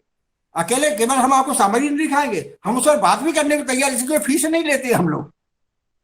और हम कोशिश करें कि ज्यादा से ज्यादा प्रामाणिक, ज्यादा से ज्यादा व्यापक आपका शोध हो, क्योंकि अंततः इसी बहाने तो हमारी ये विरासत जो है, बौद्धिक विरासत है, हमारी परंपरा है, हमारी धरोहर है, हमारे इतिहास है, ये अगली पीढ़ियों तक पहुंचेगा। इसका स्वागत है। और ऐसे जगह से विश्वविद्यालय, हम तो ये भी चाहेंगे कि जो भी विश्वविद्यालय के लोग हो, अपने विद्यार्थियों की टीम बनाएं, एक ग्रुप बना लें, 20-20, 25-25 का ग्रुप बना लें, और उन्हें भेजें यहाँ। वो महीने भर रहें, 15 दिन रहें, 1 सप्ताह रहें, और जो यहाँ आएंगे सबको हम प्रमाण पत्र भी देंगे। मतलब ये जो सहयोग का जो आपने भाव दिखाया है, इसका हम स्वागत करते हैं और आप सब लोगों को आमंत्रित भी करते हैं इसके लिए। बहुत बहुत धन्यवाद। हम इस मौके को लेंगे भी अपने दोनों हाथों से। हम आएंगे और कुछ काम करेंगे जरूर वहां आकर, और अपने विद्यार्थियों को लेकर के भी आएंगे। शुक्रिया। जी जी, जरूर जरूर। सर, कुछ सवाल हैं हमारे, जिज्ञासा है शोधार्थियों विद्यार्थियों की, जो आपसे सुनना चाहते हैं कि ये प्रेरणा आपको कैसे मिली और क्या कठिनाइयां आई माधवराव सप्रे संग्रहालय को लेकर। देखिए, 1982-83 में मध्य प्रदेश हिंदी ग्रंथ अकादमी ने हमको एक काम सौंपा, और वो काम था मध्य प्रदेश में पत्रकारिता का इतिहास लिखने का। किताब तैयार करने का वो मेरे लिए पहला अवसर था। तो मैंने, मध्य प्रदेश भी बहुत बड़ा उस समय, तो मध्य हिंदुस्तान का सबसे बड़ा भौगोलिक सीमा वाला राज्य था ये, तो इसको अलग अलग अंचलों में बांट के वहां के कुछ विद्वानों से इस पर एक बड़े बड़े निबंध लिखवाए, और फिर एक हिस्सा उसका हमने भी लिखा। और उसके बाद संपादन करने के लिए हमको लगा कि इसकी कहीं प्रतिपुष्टि करना चाहिए, इसका प्रमाणीकरण होना चाहिए, जो तथ्य है वो सही जाने। तो उस समय के मध्य प्रदेश का, छत्तीसगढ़ भी मध्य प्रदेश के हिस्सा था, तो जितने प्रमुख केंद्र हुआ करते थे, जबलपुर है, बिलासपुर, रायपुर, ग्वालियर, उज्जैन, इंदौर, रीवा, सागर और भोपाल, सभी जगह हम लोगों ने देखा कि कहाँ कहाँ ये चीजें मिल सकती है, इससे कि जो तथ्य दिए जा रहे हैं उनका परीक्षण हो सके, प्रमाणीकरण हो सके। और इसमें हम लोगों ने देखा कि ये जो संदर्भ सामग्री है, ये पुरानी पत्र पत्रिकाएं हैं या पुराने ग्रंथ हैं, पांडुलिपियां हैं, ये निजी संग्रहों में ज्यादा थी।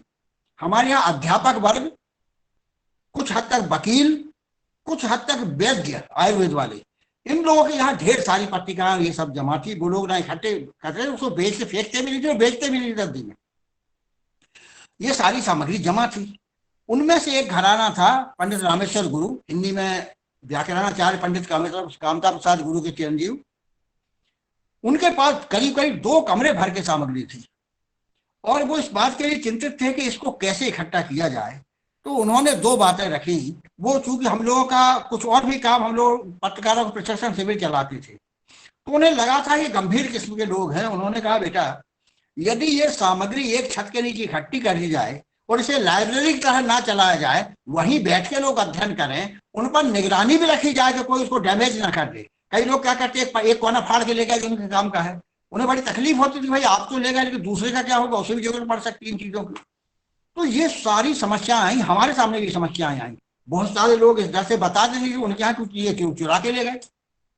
तो अंततः एक दिमाग बना कि इसे एक छत के नीचे इकट्ठा तो करना चाहिए, क्योंकि हमें तकलीफ हुई पूरे प्रदेश में दौरा करके, क्योंकि इस किसी सरकारी संस्था में नहीं था, इवन विश्वविद्यालयों की लाइब्रेरी में नहीं दी थी, ये निजी संग्रहों में थी।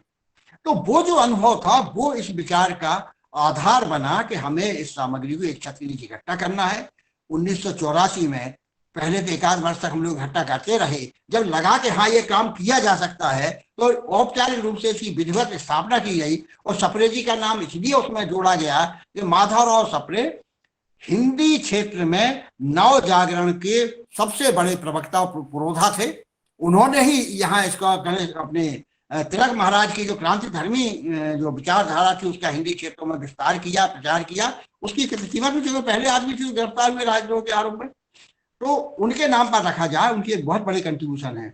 एक कंट्रीब्यूशन माधवराव सप्रे का ये है कि हिंदी की पहली लघु कथा एक टोकरी भर मिट्टी सप्रे जी ने लिखी।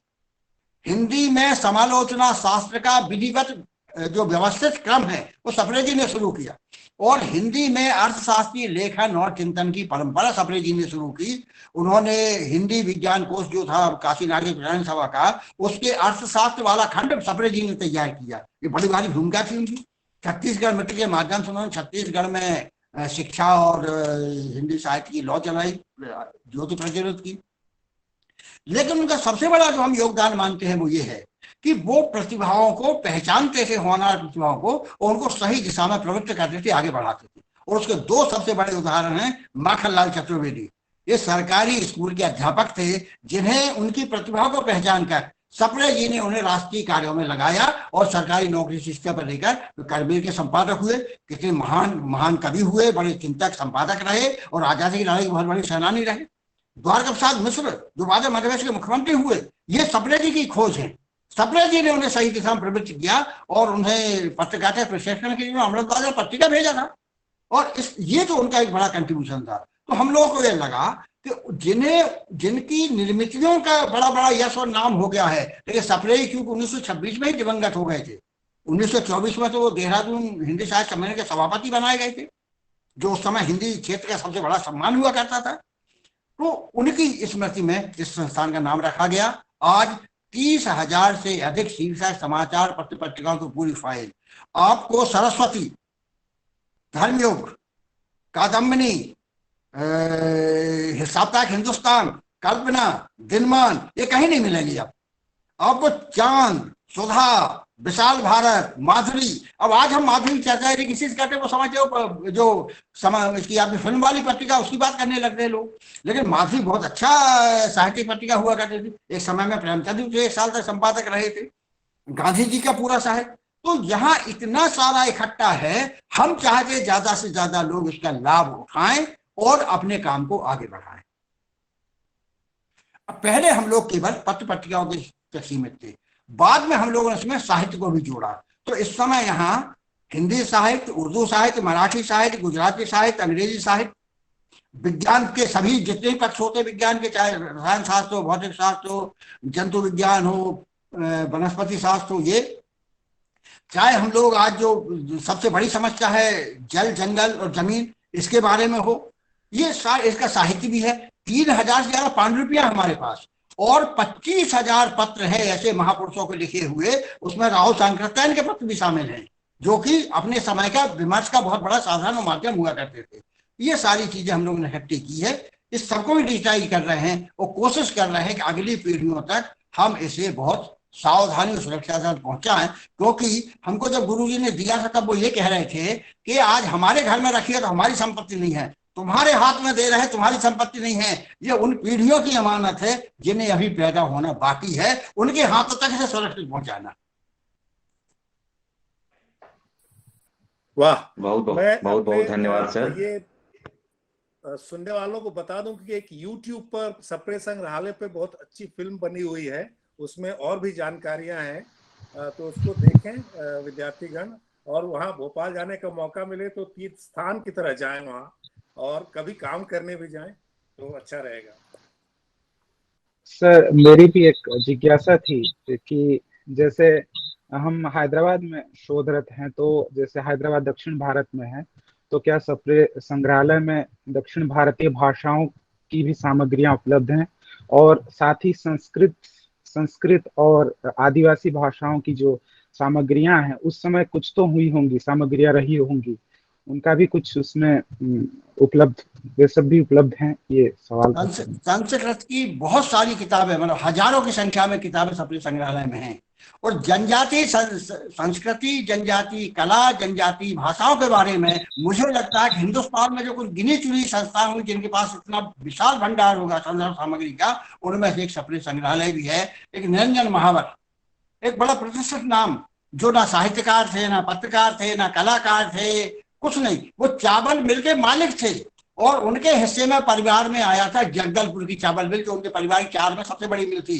और महावर जी वहां जगदलपुर जाते जाते इतने ज्यादा आदिवासी जनजाति संस्कृति के प्रति आकृष्ट हुए कि उन्होंने जनजाति संस्कृति के बारे में, जनजाति कलाओं के बारे में, जनजाति भाषाओं के बारे में अद्भुत काम किया है। और ऐसा ही एक बड़ा काम किया था राय बहादुर हीरालाल ने। इनकी सारी सामग्री है। यदि जनजाति संस्कृत में किसी को काम करना है, संस्कृत भाषा को लेकर, संस्कृत साहित्य को लेकर किसी को काम करना है, तो सप्रे संग्रहालय एक बहुत निश्चित रूप से एक सुनिश्चित उनकी सहायता के लिए उपलब्ध संसाधन